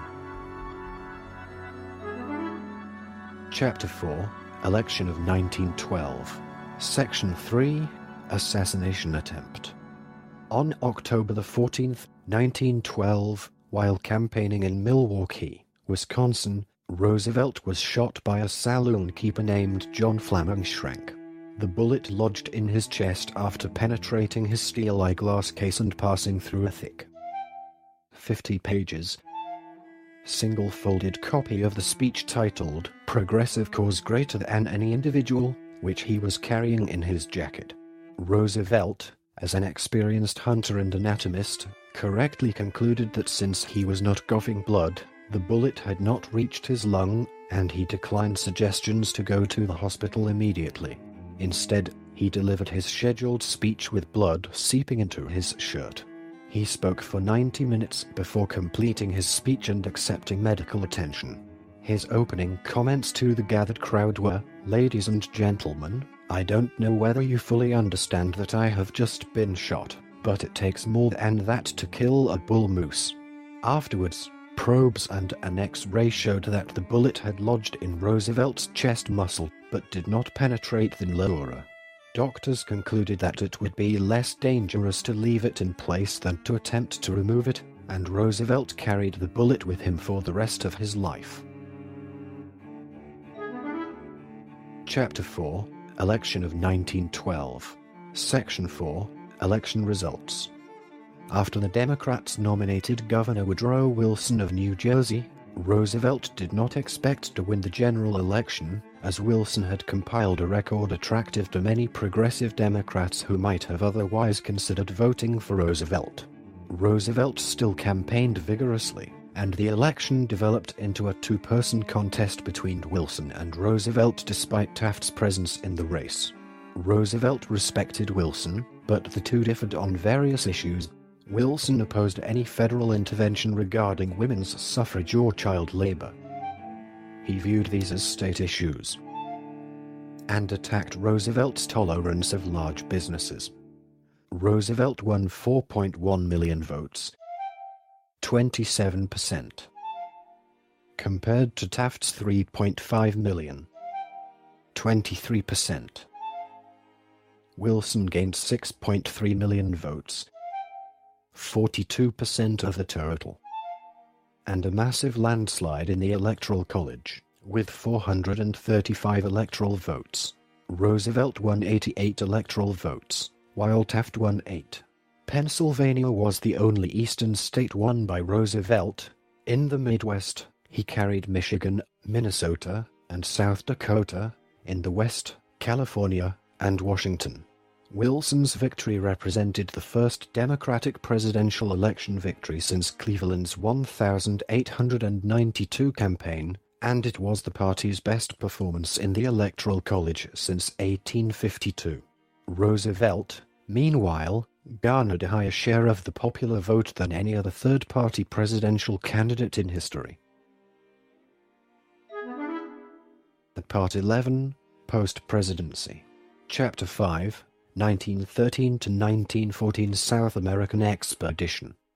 A friend of Roosevelt's, Father John Augustine Zamm, persuaded Roosevelt to participate in an expedition to South America. To finance the expedition, Roosevelt received support from the American Museum of Natural History in return for promising to bring back many new animal specimens. Roosevelt's popular book, Through the Brazilian Wilderness, describes his expedition into the Brazilian jungle in 1913 as a member of the Roosevelt-Rondon Scientific Expedition, co-named after its leader, Brazilian explorer Cândido Rondon. Once in South America, a new, far more ambitious goal was added: to find the headwaters of the Rio da Duvida and trace it north to the Madeira and thence to the Amazon River. It was later renamed Roosevelt River in honor of the former president. Roosevelt's crew consisted of his son Kermit, naturalist Colonel Rondon, George Quechua, sent by the American Museum of Natural History, Brazilian Lieutenant João Almeida, team physician Dr. José Antonio Cajasra, and 16 skilled paddlers and porters. The initial expedition started somewhat tenuously on December 9, 1913, at the height of the rainy season. The trip down the River of Doubt started on February 27, 1914. During the trip down the river, Roosevelt suffered a minor leg wound after he jumped into the river to try to prevent two canoes from smashing against the rocks. The flesh wound he received, however, soon gave him tropical fever that resembled the malaria he had contracted while in Cuba 15 years before. Because the bullet lodged in his chest from the assassination attempt in 1912 was never removed, his health worsened from the infection. This weakened Roosevelt so greatly that 6 weeks into the adventure, he had to be attended day and night by the expedition's physician and his son Kermit. By then, he could not walk because of the infection in his injured leg and an infirmity in the other, which was due to a traffic accident a decade earlier. Roosevelt was riddled with chest pains, fighting a fever that soared to 103 degrees Fahrenheit, 39 degrees Celsius, and at times made him delirious. Regarding his condition as a threat to the survival of the others, Roosevelt insisted he be left behind to allow the poorly provisioned expedition to proceed as rapidly as it could. Only an appeal by his son persuaded him to continue. Despite Roosevelt's continued decline and loss of over 50 pounds, 23 kilograms, Commander Rondon reduced the pace of the expedition to allow for his commission's map-making and other geographical tasks, which required regular stops to fix the expedition's position by sun-based survey. Upon Roosevelt's return to New York, friends and family were startled by his physical appearance and fatigue. Roosevelt wrote, perhaps prophetically, to a friend that the trip had cut his life short by 10 years. For the rest of his few remaining years, he would be plagued by flare-ups of malaria and leg inflammations so severe as to require surgery. Before Roosevelt had even completed his sea voyage home, critics raised doubts over his claims of exploring and navigating a completely uncharted river over 625 miles. 1,006 kilometers long. When he had recovered sufficiently, he addressed a standing-room-only convention organized in Washington, D.C., by the National Geographic Society and satisfactorily defended his claims. Part 12, Final Years. Roosevelt returned to the United States in May 1914, though he was outraged by the Wilson administration's conclusion of a treaty that expressed sincere regret for the way in which the United States had acquired the Panama Canal Zone. He was impressed by many of the reforms passed under Wilson. Roosevelt made several campaign appearances for the Progressives, But the 1914 elections were a disaster for the fledgling Third Party. Roosevelt began to envision another campaign for president, this time with himself at the head of the Republican Party, but Conservative Party leaders remained opposed to Roosevelt. In hopes of engineering a joint nomination, the Progressives scheduled the 1916 Progressive National Convention at the same time as the 1916 Republican National Convention. When the Republicans nominated Charles Evans Hughes, Roosevelt declined the Progressive nomination and urged his Progressive followers to support the Republican candidate. Though Roosevelt had long disliked Hughes, he disliked Wilson even more, and he campaigned energetically for the Republican nominee. However, Wilson won the 1916 election by a narrow margin. The Progressives disappeared as a party following the 1916 election, and Roosevelt and many of his followers permanently rejoined the Republican Party. When World War I began in 1914, Roosevelt strongly supported the Allies and demanded a harsher policy against Germany, especially regarding submarine warfare. Roosevelt angrily denounced the foreign policy of President Wilson, calling it a failure regarding the atrocities in Belgium and the violations of American rights. In 1916, while campaigning for Hughes, Roosevelt repeatedly denounced Irish Americans and German Americans whom he described as unpatriotic, saying they put the interests of Ireland and Germany ahead of America's by supporting neutrality. He insisted that one had to be 100% American, not a hyphenated American who juggled multiple loyalties.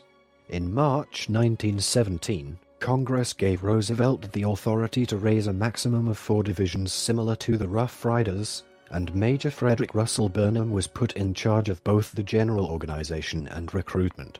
However, President Wilson announced to the press that he would not send Roosevelt and his volunteers to France, but instead would send an American expeditionary force under the command of General John J. Pershing. Roosevelt never forgave Wilson, and quickly published The Foes of Our Own Household, an indictment of the sitting president. Roosevelt's youngest son, Quentin, a pilot with the American forces in France, was shot down behind German lines on July 14, 1918, at the age of 20. It is said that Quentin's death distressed Roosevelt so much that he never recovered from his loss. Roosevelt's attacks on Wilson helped the Republicans win control of Congress in the off-year elections of 1918. He declined a request from New York Republican to run for another gubernatorial term, but attacked Wilson's 14 points, calling instead for the unconditional surrender of Germany. He was cautiously optimistic about the proposed League of Nations, but had reservations about its impact on United States sovereignty. Roosevelt was popular enough to contest the 1920 Republican nomination, but his health was broken by 1918 due to the lingering effects of malaria. His family and supporters threw their support behind Roosevelt's old military companion, General Leonard Wood, but Taft supporter Warren G. Harding defeated Wood on the 10th ballot of the 1920 Republican National Convention. Part 13. Death. On the night of January 5th, 1919, Roosevelt suffered breathing problems. After receiving treatment from his physician, Dr. George W. Fuller, he felt better and went to bed. Roosevelt's last words were, "Please put out that light, James," to his family servant James Amos. Between 4 o'clock and 4:15 the next morning, Roosevelt died in his sleep at Sagamore Hill after a blood clot had detached from a vein and traveled to his lungs. He was 60 years old. Upon receiving word of his death, his son Archibald telegraphed his siblings, "The old lion is dead." Woodrow Wilson's vice president, Thomas R. Marshall, said that death had to take Roosevelt sleeping, for if he had been awake, there would have been a fight. Following a private farewell service in the North Room at Sagamore Hill, a simple funeral was held at Christ Episcopal Church in Oyster Bay. Vice President Thomas R. Marshall, Charles Evans Hughes, Warren Harding, Henry Cabot Lodge, and William Howard Taft were among the mourners. The snow-covered procession route to Young's Memorial Cemetery was lined with spectators and a squad of mounted policemen who had ridden from New York City. Roosevelt was buried on a hillside overlooking Oyster Bay. Part 14. Writer. Roosevelt was a prolific author, writing with passion on subjects ranging from foreign policy to the importance of the national park system. Roosevelt was also an avid reader of poetry.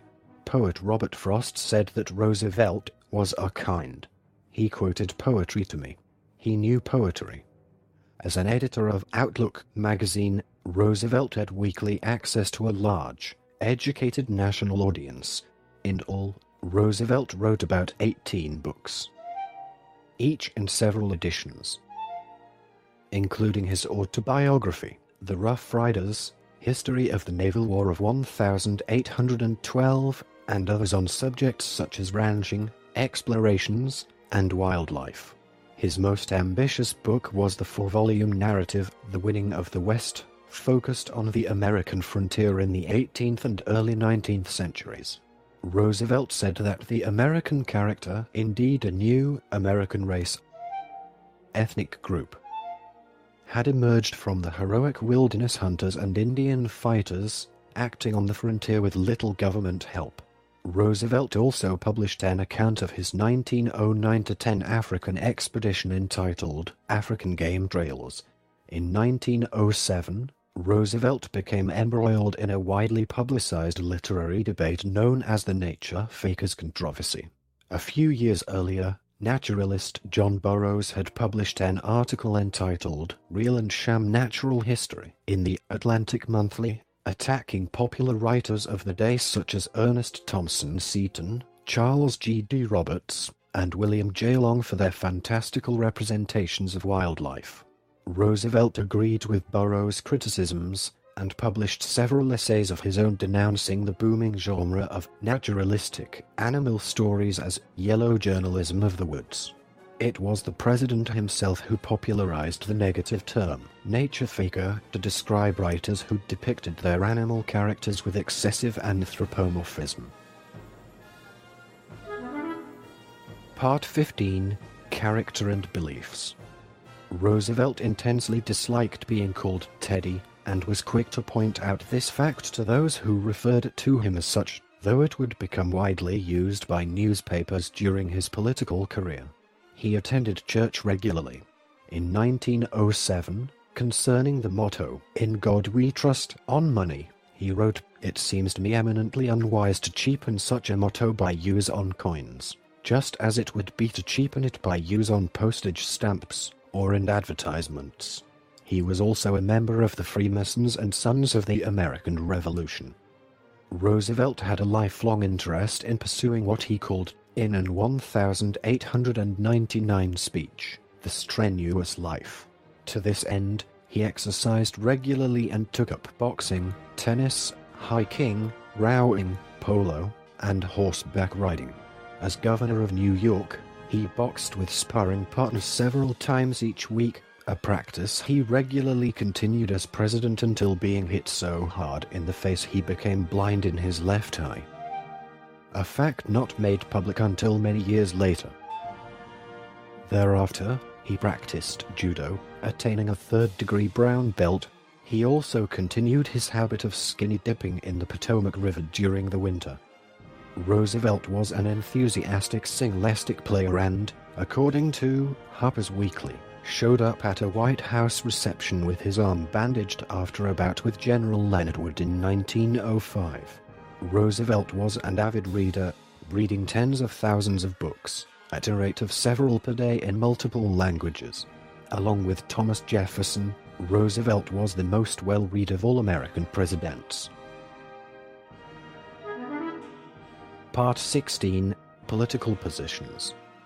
On taking office, Roosevelt reassured many conservatives, stating, "The mechanism of modern business is so delicate that extreme care must be taken not to interfere with it in a spirit of rashness or ignorance."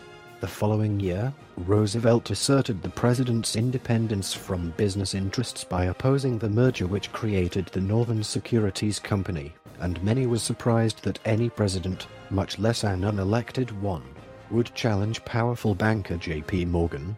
In his last 2 years as president, Roosevelt became increasingly distrustful of big business, despite its close ties to the Republican Party. Roosevelt sought to replace the 19th century laissez-faire economic environment with a new economic model which included a larger regulatory role for the federal government. He believed that 19th century entrepreneurs had risked their fortunes on innovations and new businesses, and that these capitalists had been rightly rewarded. By contrast, he believed that 20th century capitalists risked little but nonetheless reaped huge and, given the lack of risk, unjust economic rewards. Without a redistribution of wealth away from the upper class, Roosevelt feared that the country would turn to radicals or fall to revolution. His Square Deal domestic program had three main goals: conservation of natural resources, control of corporations, and consumer protection.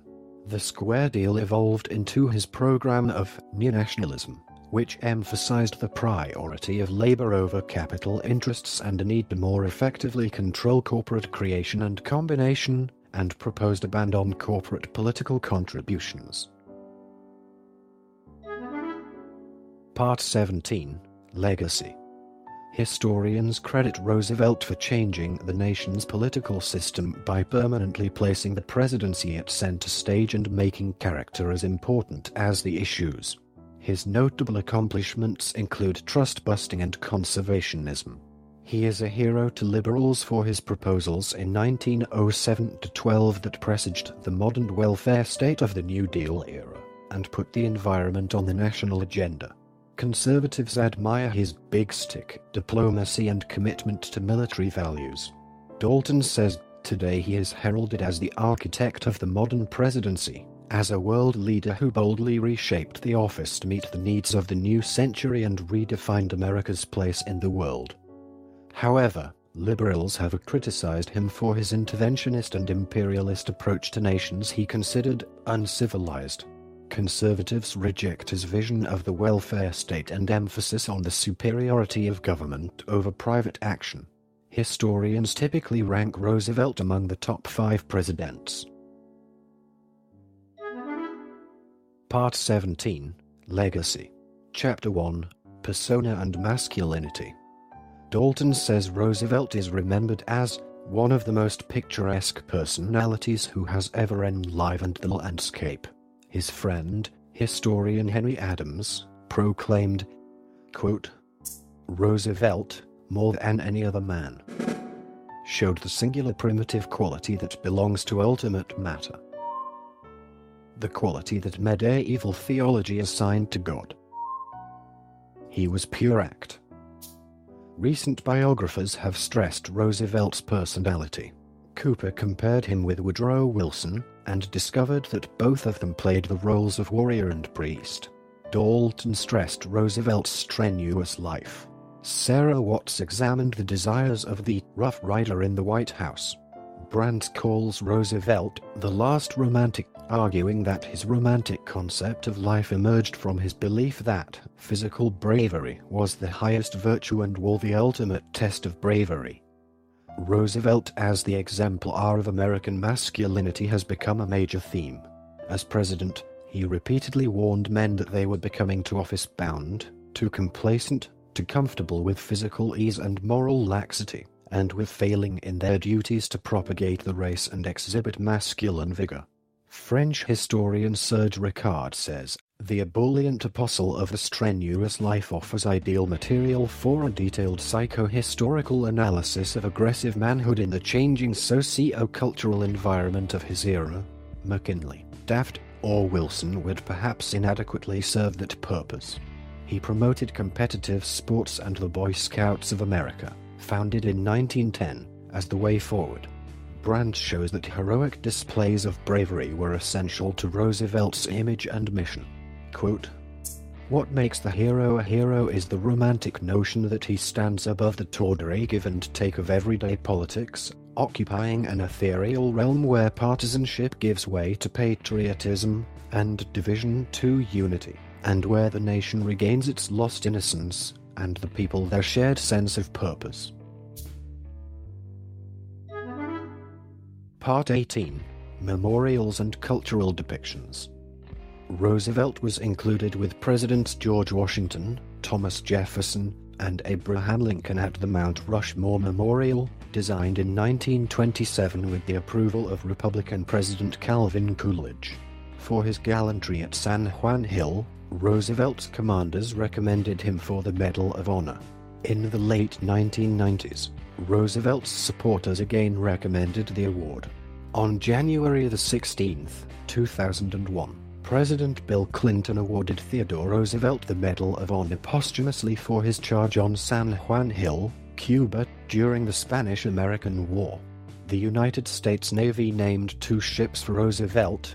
The United States ship Theodore Roosevelt, SSBN-600, a submarine that was in commission from 1961 to 1982, and the United States ship Theodore Roosevelt, CVN-71, an aircraft carrier that has been on active duty in the Atlantic Fleet since 1986. On November 18, 1956, the United States Postal Service released a 6-cent Liberty issue postage stamp honoring Roosevelt. A 32-cent stamp was issued on February 3, 1998, as part of the Celebrate the Century stamp sheet series. In 2008, Columbia Law School awarded a law degree to Roosevelt, posthumously making him a member of the class of 1882. Roosevelt's "speak softly and carry a big stick" ideology is still quoted by politicians and columnists in different countries. Not only in English, but also in translations to various other languages. Another lasting, popular legacy of Roosevelt is the stuffed toy bears. Teddy bears. Named after him following an incident on a hunting trip in Mississippi in 1902. Roosevelt has been portrayed in films and television series such as Brighty of the Grand Canyon, The Wind and the Lion, Rough Riders, My Friend Flicker, and Law of the Plainsman. Robin Williams portrayed Roosevelt in the form of a wax mannequin that comes to life in Night at the Museum and its sequels, Night at the Museum, Battle of the Smithsonian, and Night at the Museum, Secret of the Tomb. In 2017, it was announced that Leonardo DiCaprio will portray Roosevelt in a biopic to be directed by Martin Scorsese. Part 19. Media. Theodore Roosevelt was one of the first presidents whose voice was recorded for posterity. Several of his recorded speeches survive. A 4.6-minute voice recording, which preserves Roosevelt's lower timbre ranges particularly well for its time, is among those available from the Michigan State University libraries. This is the 1912 recording of "The Right of the People to Rule," recorded by Edison at Carnegie Hall. The audio clip sponsored by the Authentic History Center includes his defense of the Progressive Party in 1912, wherein he proclaims it the party of the people, in contrast with the other major parties. Roosevelt Goes for a Ride, in Arch Hoxie's plane in October 1910. This recording is a derivative work from Wikipedia. For more information, to commission recordings like this, and to support the developer, please visit www.patreon.com/frogcast.